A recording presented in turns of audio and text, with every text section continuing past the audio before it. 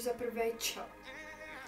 Za druhé, už jsem to měla natočené, už jsem to měla všechno a mně vypadne zvuk.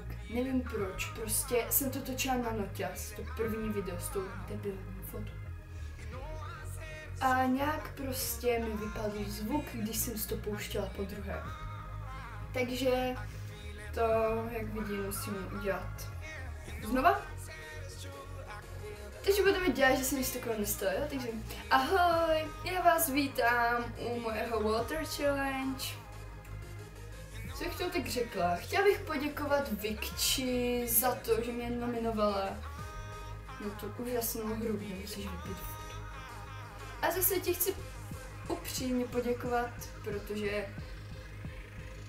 protože přes den nepiju vůbec. Nevím proč, prostě nepiju. A tak díky tobě si doplním. No a ještě jedna věc, jestli se mi něco stane, tak to bude tvoje vina. Protože včera se něco, co si pokazilo, nebo nějak praskly trubky, nebo já nevím, to nám žlutá voda. A asi je ještě trošku žlutá, to asi na kameře nevidíte. Takže jestli se mi něco stane, tak to tvoje vina. My totiž nemáme balonu.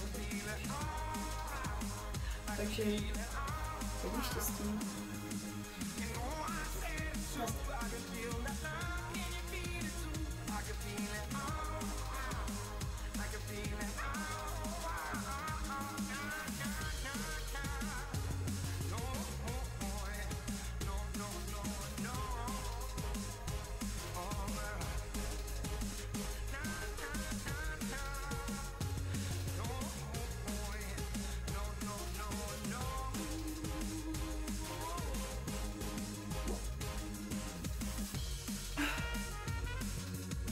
Au. Je to podruhé, takže to je jedno. Takže tady máte to vše video a chci nominovat. No to ještě vymyslím a dám to do popisku. Zatím čau.